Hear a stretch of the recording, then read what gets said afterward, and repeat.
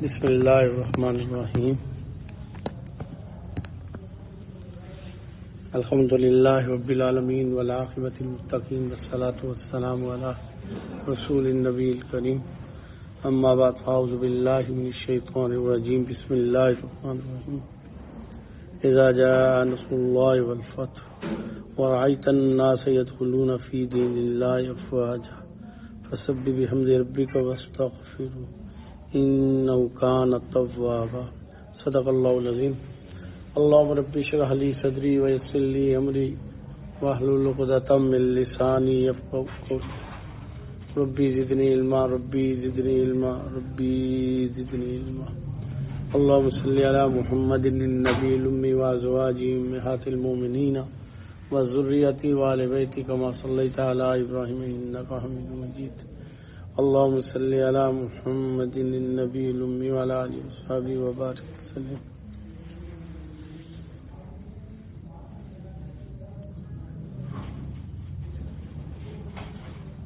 انسان کو اللہ جل شانہ نے مٹی سے پیدا فرمایا۔ یہ زمین ہے،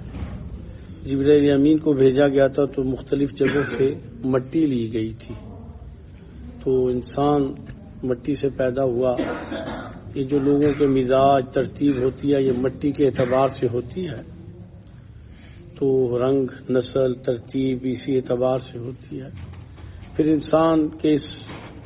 وجود کے اندر اللہ جل شانہ نے روح پھونک دی کہ جو عرش سے بھی بلندی سے عالم امر سے آئی ہے، جس کے اندر فرشتوں والی صفات، فرشتوں والی کیفیت، اور اللہ رب العزت سے کلام کر کے آئی الست بربکم، اس نے کہا بلا۔ تو یہ جب دونوں کا ملاپ ہوا تو یہاں انسانوں کے ماحول میں اس کے ساتھ یہ نفس کا ایک تقاضے، مجبوریاں، بیماریاں، خواہشات، یہ ساری چیزیں اس کے سامنے آ گئیں۔ تو انسان کے سامنے یہ سارا کچھ آتے ہوئے اللہ نے اپنی رحمت، اپنی برکتوں سے دین بھیجا اور اس کے ساتھ دین پہ چلنے کی تاکید فرمائی، اور انبیاء علیہ الصلوۃ والسلام کو بھیجا جنہوں نے عملی نمونہ کر کے یہ سکھایا کہ اللہ کس طرح راضی ہوتے ہیں، کن کن باتوں سے راضی ہوتے ہیں اور کن کن باتوں سے اللہ جل شانہ ناراض ہوتے ہیں۔ اور پھر یہ سکھایا کہ اگر انسان ہونے کے ناطے سے آدمی سے غلطی ہو جائے، کوتاہی ہو جائے، کمزوری ہو جائے، سستی ہو جائے، خامی ہو جائے تو پھر اللہ سے معافی کیسے مانگی جاتی ہے، یہ بھی انبیاء علیہ الصلوۃ والسلام نے کر کے دکھایا کہ ایسے اللہ سے مانگنا ہے، ایسے اللہ کو راضی کرنا ہے اور ایسے اپنی زندگی کو ترتیب بنانا ہے۔ یہ بھی اللہ کی رحمت ہے، یہ بھی اللہ کی رحمت ہے۔ نبی صلی اللہ علیہ وآلہ وبارک وسلم کے صدقے اللہ جل شانہ نے معافی والا معاملہ مسلمانوں کے لیے اتنا آسان بنایا، جبکہ پہلی قوموں میں اتنا آسان نہیں تھا۔ کتنی ایسی قومیں ہیں کہ جب ان سے گناہ ہو جاتا تو عذاب الہی آ کے انہیں اپنی گرفت میں لے لیتا، جل جاتے، مر جاتے، یعنی عذاب انہیں چھوڑتا نہیں تھا۔ اور کتنے ایسے تھے رات کو عذاب گناہ ہوا تو اس کے دروازے پہ لکھا جاتا تھا، اور اسی طرح کتنے ایسے تھے جن کی شکلیں بس کر دی جاتی تھیں، انہیں عذاب الہی میں مبتلا کیا جاتا تھا۔ اور اس طرح ہی آدمی قوم موسیٰ جو تھی ان کے 70,000 افراد کو کہا گیا کہ تم اپنے آپ کو قتل کر دو۔ تو کتنی مشکلات تھیں، کتنی مشکلات تھی۔ کچھ جگہوں پہ ایسے تھا کہ ناپاک چیز لگ جائے تو جگہ جو ہے نا کھرجنی پڑتی تھی۔ اللہ جل شانہ نے نبی صلی اللہ علیہ وآلہ وبارک وسلم کے صدقے جہاں دین کی بڑی آسانیاں دی، وہاں توبہ کی بھی بڑی آسانی دی۔ مرنے سے پہلے جب توبہ کر لے تو اللہ پاک کی رحمت سے پوری امید ہے کہ اللہ معاف فرما دیں گے۔ اللہ جل شانہ کے وعدے ہیں۔ اب توبہ دو قسم کی ہے اور دونوں کے اندر دو قسمیں ہیں۔ توبہ دو قسم کی ہے اور دونوں کے اندر دو قسمیں ہیں۔ ایک وہ ہے کہ جو اللہ کی حدود توڑی، اللہ کی بغاوت کی، اللہ کی نافرمانی کی، اللہ کو ناراض کیا اور اللہ کے نبی صلی اللہ علیہ وسلم کی سنتوں کو توڑا، اس کے خلاف کیا۔ ایک ترتیب اس اعتبار سے یہ گناہ کی ترتیب یہ ہے، اور ایک ترتیب یہ ہے کہ آدمی نے اللہ کے ساتھ تو معاملہ ٹھیک تھا، مخلوق کے ساتھ ٹھیک نہیں تھا۔ کسی کا قرضہ لیا تو واپس نہیں کیا، کسی سے رشوت لی، کسی کے ساتھ زیادتی کی، کسی کے جائیداد کا حصہ کھا لیا، کسی کو پورا حصہ نہ دیا، کسی کا گھر سے کوئی چیز اٹھا لی، کسی کی چوری کر لی، کوئی ڈاکہ مارا، کسی کو نقصان پہنچایا، کسی کی شہرت کو نقصان پہنچایا، اور اس طرح کے بہت ایسے گناہ ہیں جو انسانوں کے ساتھ کرتا ہے۔ پہلے گناہ جو ہیں ان میں بھی دو قسمیں ہیں، ایک وہ گناہ ہیں کہ جو آدمی سے غلطی ہوئی تو اللہ جل شانہ سے معافی مانگے تو معاف ہو جائیں گے، لیکن اس کے ساتھ مثلا کسی کی نمازیں ہیں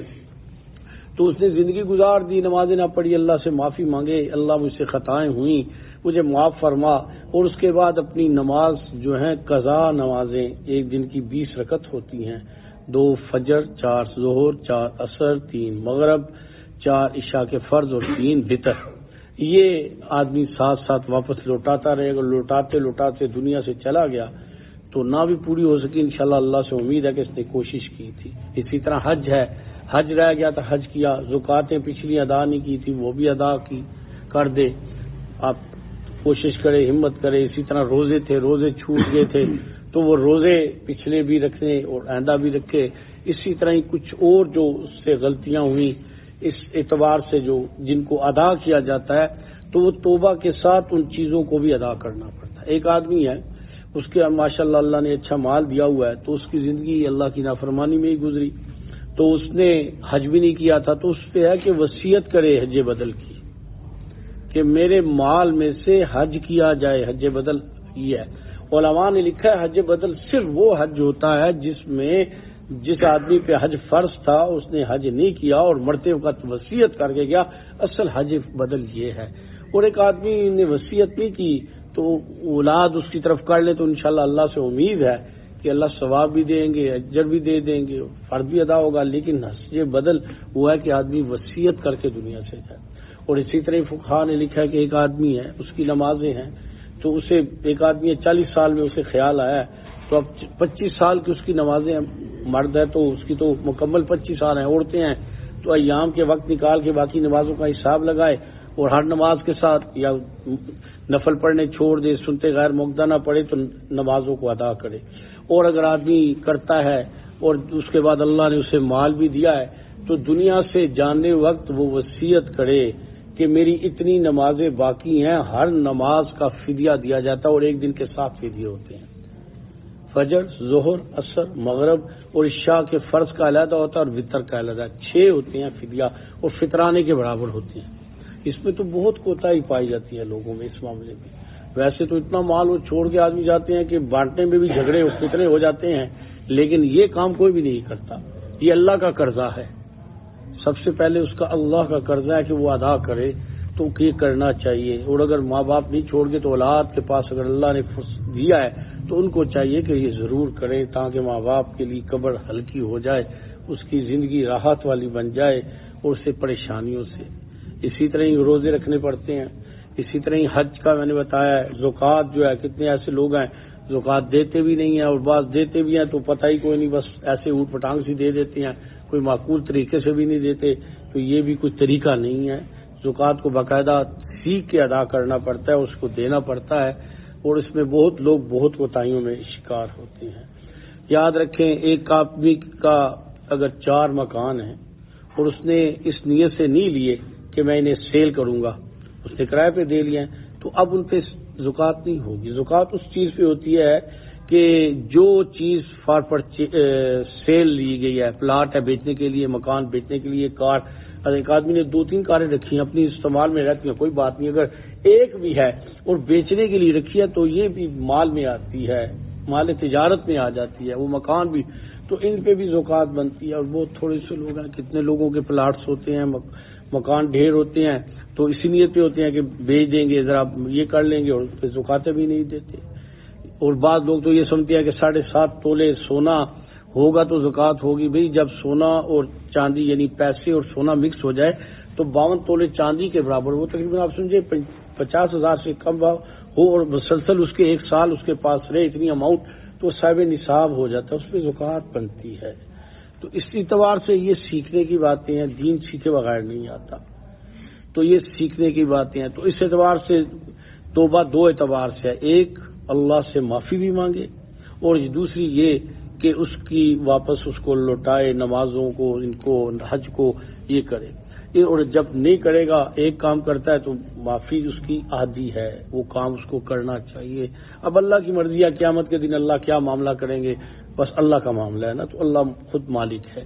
دوسری صورت آ جاتی ہے لوگوں کی، اور عموماً یہ دیکھنے میں آتا ہے کہ آدمی سب سے زیادہ کرپشن میں اپنے قریب کے رشتہ داروں میں ہوتا ہے، دور سے تو ہاتھ نہیں پڑتا، بہت تھوڑے ہوتے ہیں جن کا کاروبار میں پارٹنرشپ یا دوسروں کے ساتھ ہوتا ہے۔ عموماً آدمی اپنے قریب کے ان میں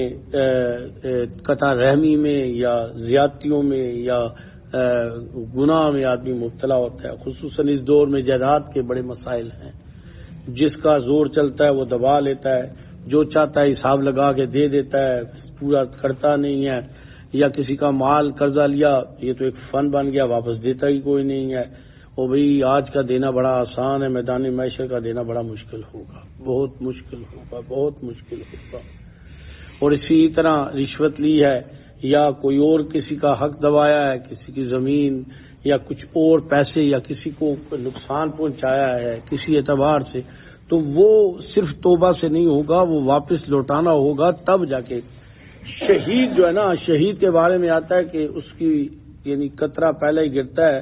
تو اس کے گناہ معاف کر دیے جاتے ہیں، مغفرت ہوتی ہے، لیکن یہ گناہ نہیں معاف ہوں گے۔ میدان محشر میں شہید کو بھی پیش کیا جائے گا حساب کا۔ اب اللہ کی مرضی، اللہ اپنی طرف سے ادا کر دیں یا وہ بندہ معاف کر دے، جو بھی صورت بنے گی، تو یہ وہ گناہ ہیں جو میدان محشر میں بھی آدمی کو حساب دینا پڑے گا۔ اور اس دور میں سب سے زیادہ گناہ یہ پائے جاتے ہیں۔ اچھے اچھے دیندار جو ہے نا اس گناہ میں ملوث ہیں، اس گناہ میں، زیادتی میں، اس میں کسی کو دھوکہ دیا، جھوٹ بولا کسی کے ساتھ، اس کو نقصان دیا، یہ ساری چیزیں اس میں آتی ہیں۔ اور فقہاء نے لکھا ہے جو یہ کسی کی غیبت کے بارے میں سنے، غیبت اس کو کہا جاتا ہے کہ ایک آدمی میں واقعتاً حقیقتاً نقص تھا، خامی تھی، کمزوری تھی، آپ نے اس کے پشت کے پیچھے اس کی غیر حاضری میں وہ بات کی، اگر نہیں تھی تو یہ تو بہتان ہو جائے گا، وہ اس سے شدید ہے اور آپ نے کیا تو آپ کو کیا حق پتا ہے، یہ غیبت ہے۔ فقہاء نے لکھا ہے کہ اگر اس بندے کو نہیں پتا چلا تو یہ صرف معافی مانگے تو اس کا معاف ہو جائے گا، اگر اس بندے کو پتا چلے جب تک وہ معاف نہیں کرے گا یہ معاف نہیں ہوگا۔ اور مردہ بھائی کا گوشت کھانے کا ہے، اور یہ بہت بڑا گناہ ہے، بہت بڑا گناہ ہے، جس میں اس دور میں ایک رواج ہے، ایک فیشن ہے، ہر دو بندے تیسرے بندے کے پیچھے پڑ جاتے ہیں، تین بندے اٹھے ایک اٹھ کے اس کے پیچھے پڑ جاتے ہیں، یہ حرام ہے۔ حدیث میں آتا ہے کہ نبی صلی اللہ علیہ وسلم کے پاس ایک صحابی آئے کہ یا رسول اللہ، ہماری گھر کی عورتوں نے روزہ رکھا تھا تو ابھی انہیں کیا آئی ہے، تو کیا میں تازہ خون اور بوٹی آئی ہے، تو آپ نے فرمایا کہ انہوں نے کچھ کھایا ہے، تو کہا یا رسول اللہ کچھ نہیں کھایا، تو آپ نے فرمایا نہیں کھایا ہے نا، تو انہوں نے کہا نہیں یا رسول اللہ میں تو گھر سے آؤں، تو فرمایا کہ غیبت جو ہے نا وہ مردہ کا گوشت کھانا ہوتا ہے، اور یہ جہنم میں سزا بھی ایسی ملے گی مردے کا گوشت کھانے کی۔ تو خدا را جس کا ہو، ایک تو یہ عادت چھوڑیں لوگوں کے پیچھے، اور دوسرا ہے تو اللہ سے معافی مانگے اور آئندہ اپنے آپ کو اس سے بچائیں۔ اسی طرح ہی کانوں سے میوزک کا سننا یہ بھی گناہ ہے، حدیث مبارکہ میں آتا ہے میوزک جو ہے نا جادو ہے یہ، اور یہ دلوں میں نفاق پیدا کرتا ہے۔ اتنے اس وقت لوگوں کے حالات خراب اس میوزک کی وجہ سے، اب تو لوگوں نے موبائلوں پہ بھی لگائے ہیں، اور مصیبت یہ بن گئی ہے کہ مسجد میں بھی سننا پڑ جاتا ہے، اگر اپنا نہیں لگا تو لوگوں کا گناہ لوگوں کے موبائل سے سننا پڑتا ہے۔ یہ بھی جو ہے نا موبائلوں پہ ایسی نہ تو ٹیون لگائیں، نہ تلاوت لگائیں، نہ اذان کے باتھ روم میں بیٹھے ہوتے ہیں اور تلاوت لگی ہوتی ہے، تو یہ ساری چیزیں دیکھ کے کرنے والی ہیں، سوچ سمجھ کے کرنے والی ہیں۔ تو یہ گناہ وہ ہیں کہ یہ گناہ جو ہے نا آپ کسی کے ساتھ اگر ملوث ہیں تو صرف معافی سے نہیں ہوگا، آپ کو دینا پڑے گا، معافی مانگنی پڑے گی، بدلہ دینا پڑے گا، اور دنیا میں حساب لگانا پڑے گا۔ حدیث میں آتا ہے کہ دنیا میں اگر کسی شخص نے بکری چرائی ہے نا تو میدان محشر میں وہ بکری اس نے اٹھائی ہوئی ہوگی، یہ نشانی ہے اس نے یہ بکری چوری کی ہے۔ اب اونٹ نہیں اٹھا سکتا تو وہ زمین پہ ہوگا اور اونٹ اس کے اوپر کھڑا ہوگا، نشانی ہے۔ اور بھی لوگوں کے مال کھا جانا، زمینیں دبا لینا، مکانوں میں گھپلے کرنا، تو کون یہ بوجھ اٹھائے گا؟ 7 زمینوں کا کون بوجھ اٹھائے گا؟ وہی حدیث مبارکہ میں آتا ہے، نبی صلی اللہ علیہ وسلم فرمایا کہ جو ہے نا غریب غریب کون ہے؟ صحابہ نے کہا یار اس کے پاس پیسہ نہیں ہے، رشتہ مانگے کوئی رشتہ نہ دے، کہیں جگہ نہ ملے جائے تو بیٹھے نہیں، فرمایا نہیں یہ غریب نہیں ہے، میری امت کا غریب وہ ہے جو میدان محشر میں جب آئے گا تو کیا ہوگا؟ اللہ بہت زیادہ اعمال لے کے آئے گا، پہاڑوں کی طرح اعمال لے کے آئے گا، بڑا خوش ہوگا کہ میرے اتنے نیک اعمال ہیں۔ جب اس کا حساب ہونے لگے گا تو لوگ آ جائیں گے، کسی کو گالی دی، کسی کو تھپڑ مارا، کسی پہ الزام لگایا، کسی کا مال دیا، کسی کا مال دبایا، کسی کے جائیداد کا گھپلہ کیا، کسی کا قرضہ واپس نہ کیا، غرضے کے ایسے لوگوں کے لوگ آ جائیں گے تو فرشتوں کو کہا جائے گا کہ یہاں تو تبادلہ اعمال کے ساتھ ہے، اب یہاں سے اس کی نمازیں بھی جا رہی، روزے بھی جا رہے، حج عمرے بھی جا رہے، وہ لوگوں میں تقسیم ہو رہے ہیں، حتیٰ کہ یہ حال آ جائے گا کہ لوگ ختم نہیں ہوں گے، اس کے اعمال ختم ہوں گے، تو فرشتوں سے کہا جائے گا کہ اب ان لوگوں کے گناہ اس پہ ڈال دو، بھی تبادلہ کرنا ہے۔ اب وہ کیا ہوگا؟ ان لوگوں کے گناہ ان پہ ڈالے جا رہے ہیں جو اس نے نہ سوچے تھے نہ سمجھے تھے، آج لوگوں کے گناہ لے کے ہتھکڑیاں پہنا کے اسے جہنم میں ڈال دیا گیا۔ تو بھی آج یہاں اپنے معاملے سیدھے کر لے آدمی، وگرنہ یہ کل باتیں ہو کے رہیں گی۔ وہ دن بڑا سخت دن ہے جس دن سارے حساب ہو جائیں گے، جس دن سب کچھ لین دین اللہ سامنے کر دیں گے، اور آدمی بھاگ نہیں سکے گا، بچ نہیں سکے گا، دوڑ نہیں سکے گا، اور کوئی اس کو بچا بھی نہیں سکے گا۔ تو اس اعتبار سے دوسرا گناہ ایسا ہوتا ہے کہ آدمی سے بد نظری ہو گئی، میوزک سن لیا یا غلطیاں ہو گئی ہیں تو اللہ سے معافی مانگتا ہے، اگر لوگوں کے بارے میں ہے تو لوگوں سے بھی معافی اگر نہیں انہیں پتہ چلا تو اللہ سے معافی مانگ لے، یہ گناہ اس درجے کے ہیں۔ اور دونوں، اب اگلی بات سنیں، ایک ہوتا ہے گناہ جو ہے نا اس کے نام اعمال میں گناہ لکھا جاتا ہے اور اس کی سزا ہے، اور دوسرا یہ ہوتا ہے کہ گناہوں کی ایک نحوست ہوتی ہے، جیسے پاخانہ ہے نا تو اس سے بو ہوتی ہے، اور خوشبودار چیز کی خوشبو ہوتی ہے، گناہ کی ایک نحوست ہوتی ہے، اور نحوست ایسی ہوتی ہے کہ انسان کی روح میں، اس کے قلوب میں، اس کے باطن کو پرگندہ کر دیتی ہے، اور اس کے اعمال کو خراب کر دیتی ہے، اس کی نیکیاں بھی بد ذائقہ کر دیتی ہے، اور بعض دفعہ تو نیکیوں کی توفیق بھی ختم ہو جاتی ہے، بعض دفعہ نیکیوں کی توفیق بھی ختم ہو جاتی ہے، گناہ کا رستہ کھولتا ہے اور نیکی کا رستہ کھولتی ہے۔ تو گناہ لکھے جانے کے ساتھ گناہ کی ایک نحوست ہوتی ہے، اللہ سے یہ دعا کریں، لیکن بعض دفعہ گناہوں کی وجہ سے دل سخت ہو جاتے ہیں، دل سیاہ ہو جاتے ہیں، آدمی سے اعمال کی توفیق لے لی جاتی ہے۔ ایک بزرگ فرماتے ہیں کہ میری زندگی میں کبھی تہجد نہیں چھوٹے تھے، اچانک میرے تہجد چھوٹ گئی اور 8 سال تک میں تہجد نہیں پڑھ سکا، اور فرماتے تھے کہ میں رویا کرتا تھا، یا اللہ یہ کیا ہو گیا؟ 8 سال بعد مجھے تہجد کی توفیق ملی اور میرے دل میں القاء ہوا کہ فلانا گناہ کیا تھا تو یہ اللہ کی بارگاہ میں ناپسند ہوا، اللہ نے تہجد کی توفیق لے لی۔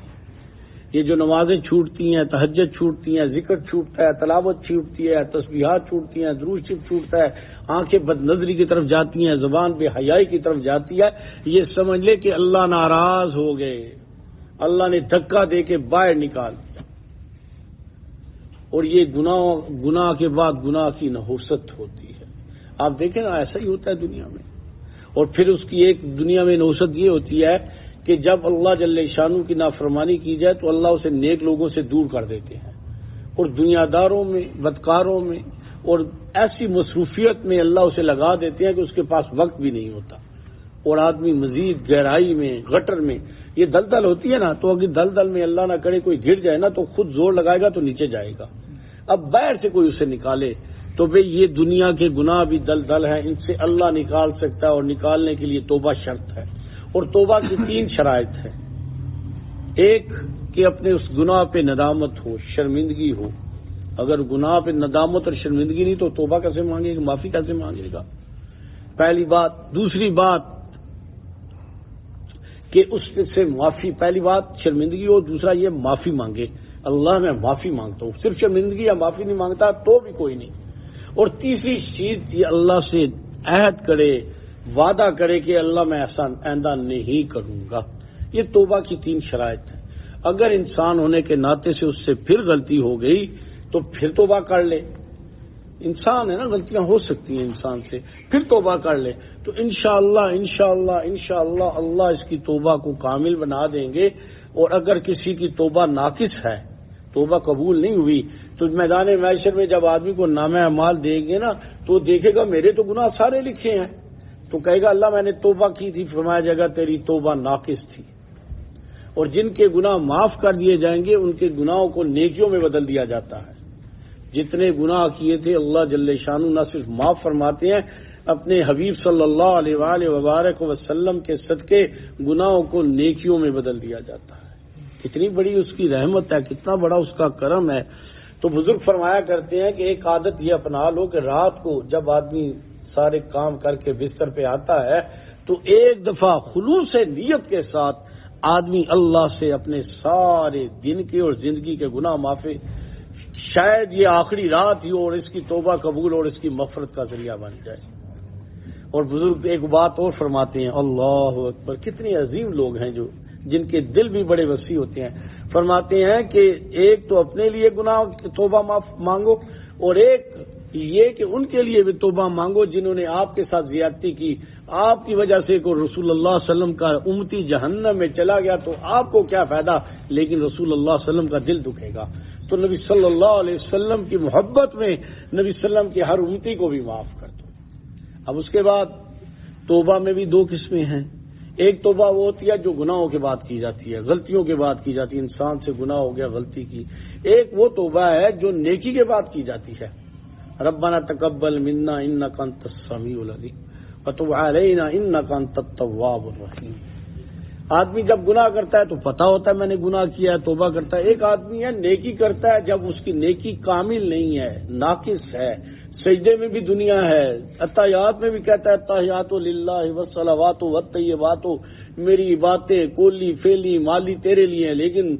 وہ نماز میں بھی اس کا دھیان نہیں، زکوٰۃ دیتے بھی اس کی بس اس کے دل میں خلل آ گیا، اور نیک کام کرتے بھی خلل آ گیا۔ تو جب نیک کام کر لے تو پھر ایک دفعہ استغفار کرے کہ اللہ مجھ سے تیرے نیکی کا حق ادا نہیں ہوا، اے اللہ مجھ سے یہ حق ادا نہیں ہوا، اے اللہ تو مجھے معاف فرما، اور اسے اپنی بارگاہ میں قبول فرما لے۔ سیدنا ابراہیم خلیل اللہ علیہ السلام اور ان کے بیٹے سیدنا اسماعیل علیہ السلام نے بیت اللہ بنایا، اور بیت اللہ بنا کے اتنا بڑا کام کر کے بارگاہ الہی میں کیا کہا، ربنا تقبل منا انک انت السمیع العلیم، اللہ یہ میں نے کیا ہے تو اسے اپنی بارگاہ میں قبول فرما لے۔ آقا انعامدار سرکار دو عالم نبی اکرم خاتم النبیین سید الاولین والآخرین کی حیات طیبہ میں آپ پڑھیں تو یہ آپ کو یہ بات واضح نظر آئے گی کہ اعمال کرنے کے بعد آدمی اللہ کی بارگاہ میں قبولیت کے لیے دعا کرے،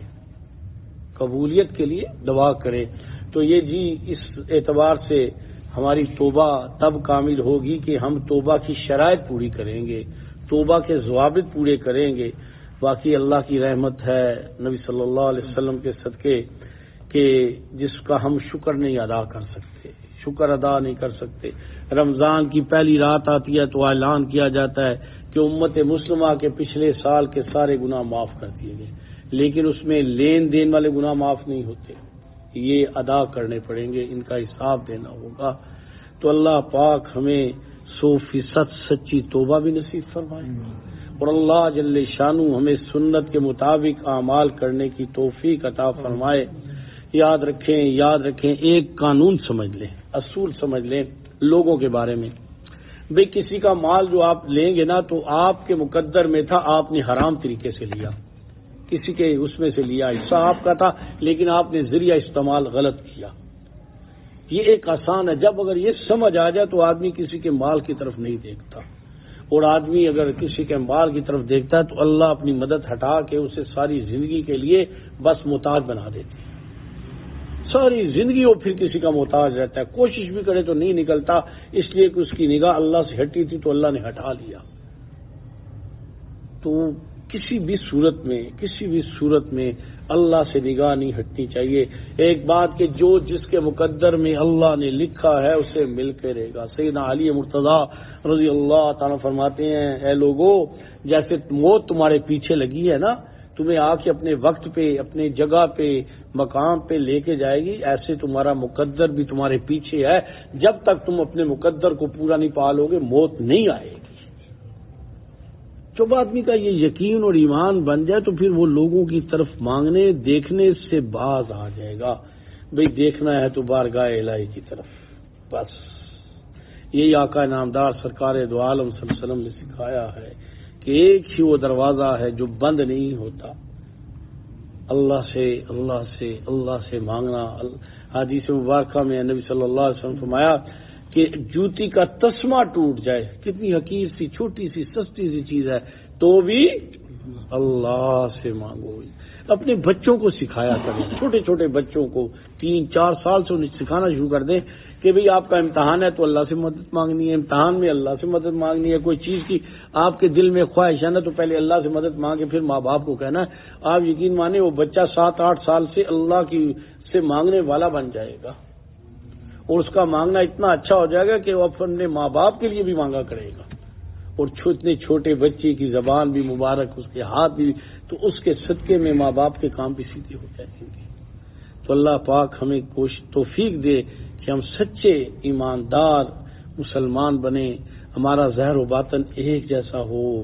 ہمارا ہر ارکان سنت کے مطابق ہو. اللہ ہم سب کے ہر طرح کے گناہوں کو معاف فرما دے. چلیں.